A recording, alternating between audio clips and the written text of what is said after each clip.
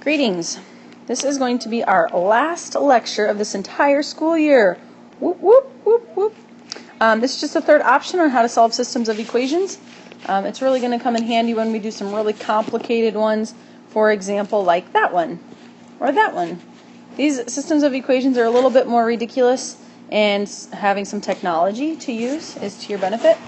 But keep in mind, this is just another tool for your toolbox. This is not a necessity, like you don't have to solve your systems with matrices. It's just handy. So, what is a matrix? A matrix is a rectangular array of numbers. We use coefficients in rows and columns to solve systems of equations. So, example 1, write an augmented matrix to solve the systems of equations. So what I'm going to do here is I'm just going to pull out the coefficient. -3. Coefficient there on my y value is 1, and then my equals is -12. So it's almost like I have an x column, a y column, and an equals column. And then each row is its own equation. So now I'm going to do this one. X coefficient is 4. Y coefficient is -5, so you have to be careful. Are you subtracting? Are you not?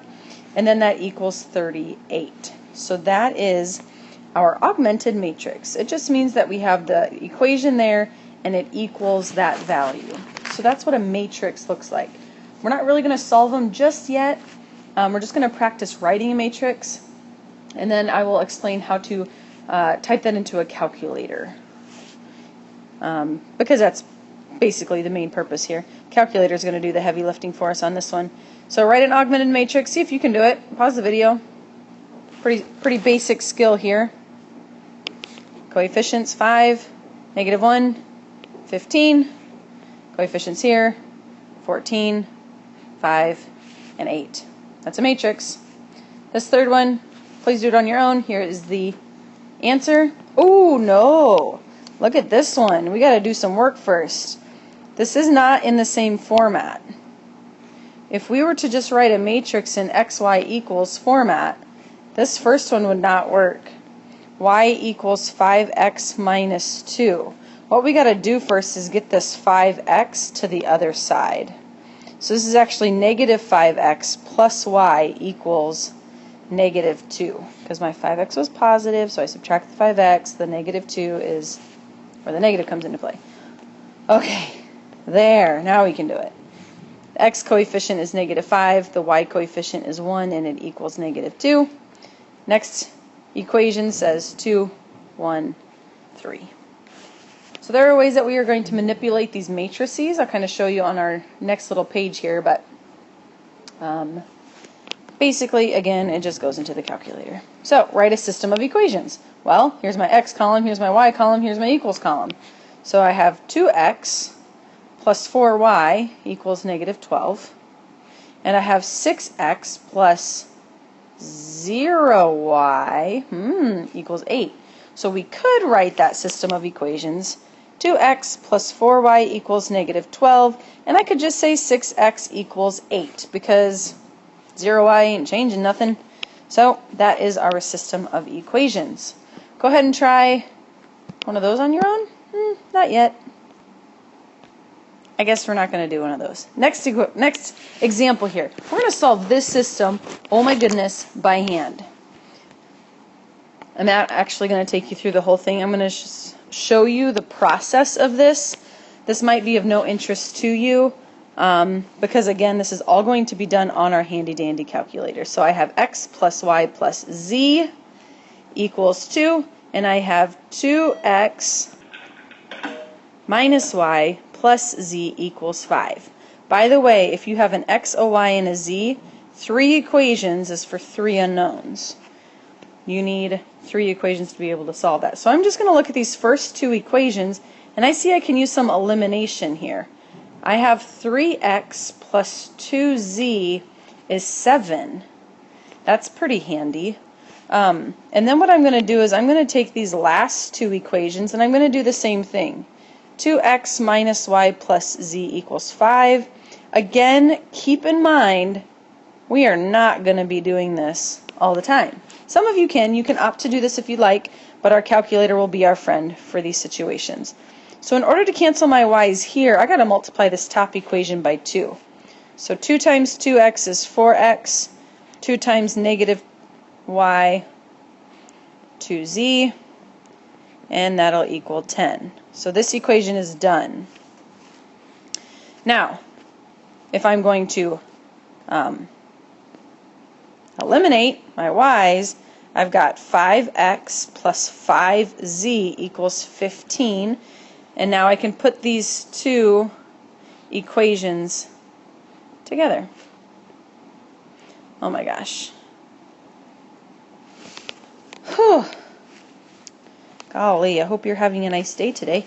This sure takes a while. Good thing we have a shortcut. I'm going to save us some time here. I'm going to multiply this top equation by negative 5, and I'm going to multiply the bottom equation by 3 so that our x terms will cancel. And this is what that looks like.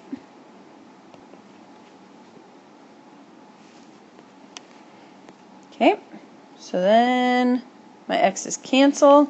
We have 5z is 10. My goodness, thank goodness we were there. So z must be equal to 2 because if 5z is 12. So z is 2. Pick an equation, really any one. 5x plus 5z, which is now 2. That's kind of confusing. Z is 2. 5x plus 10 is 15. You can always pause this if you need more time. X is 1. Okay, now we need to get our y. So x plus y plus z equals 2. That looks like the most basic one. You can pick any of those. X plus y plus z equals 2. Okay, x plus y plus z equals 2. We know x is 1. We don't know y. We know z is 2. And that equals 2. Well, come on. Some of you can do that in your head. But you have y plus 3 equals 2, so y is negative 1. Putting that into x, y, z order triple form, we have x, y, z. Phew. That's one way that you can solve these obnoxious systems of equations. Picking out 2 of them and doing elimination or technically substitution, and then picking another 2 and getting rid of the same variable, so then you can do like a glorified extra elimination from there, and it's just a lot of work. So how about we talk about the other option? Solve the system of equations using technology. So here's our process. Way faster. Write a matrix. All right, coefficients. We got 1, 1, 1, 2. Just did that first one. Next one. 2, negative 1, 1, 5. Last one, we got 1, 2, 3, and a 5. Again, that kind of puts us into an x, y, z equals type of column, but we're not going to write that because we just know that to be true. All right, here's what you got to do. Fancy calculator. We're going to type in R, R, E, F into the calculator, and then we have to insert this matrix. So you have a couple options. You can either go to Google and Google search matrix calculator, and you can type this in, or on the fancy dancy calculators that we're using for this unit, just on the, here's the screen. Down here is a keyboard. Down here, step 1, type in RREF, just using the keyboard.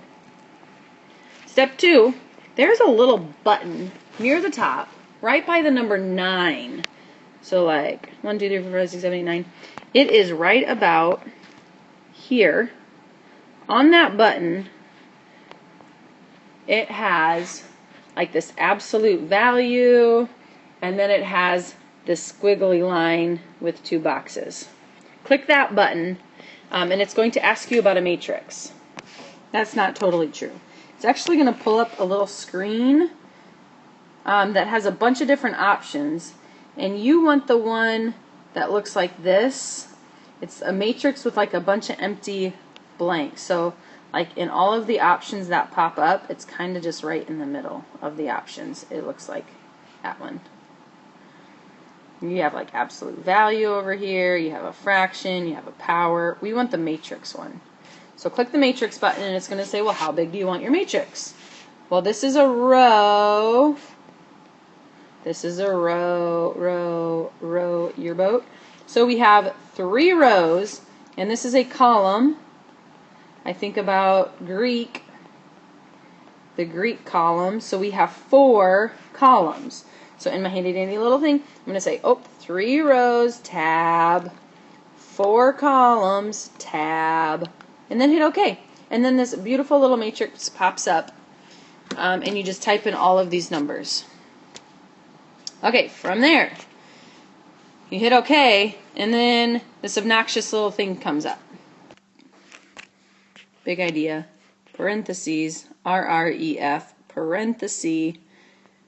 By the way, RREF stands for Reduced Row Echelon Form, which is what we just did back here. It's just doing all of this for us is essentially what's taking place.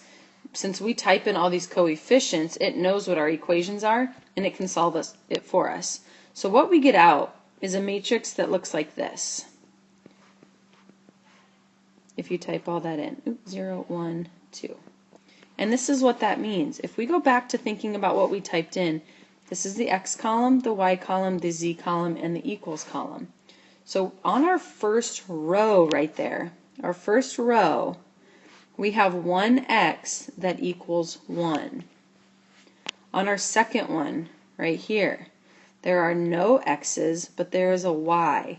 1y, no z's, equals -1. And then the last one, 1z equals 2. That gives us our solution. X is 1, y is -1, z is 2. So that's how we're going to read it off of that matrix that the calculator gives us. Again, if you use a Google computer program website, it'll probably just tell you X, Y, Z, but that's how you read it off of the calculator. So, matrix, X, Y, Z, yep, there's a Z, and then the equals.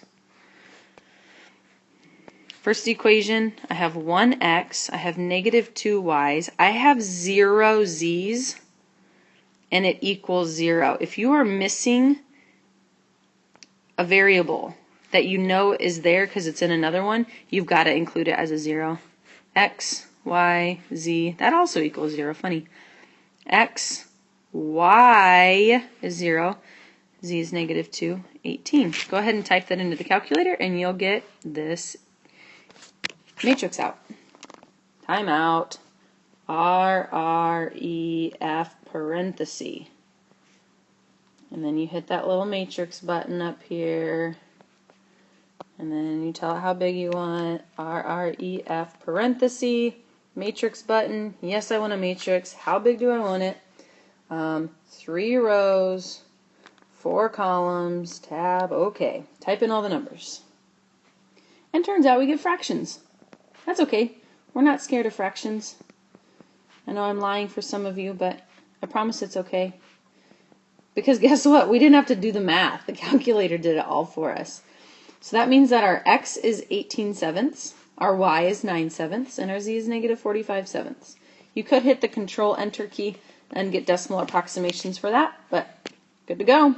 There's our x, y, z. If you want to check your work, you can always plug it back in. Last example. Go ahead and set up the matrix on your own. Type it in, RREF parentheses.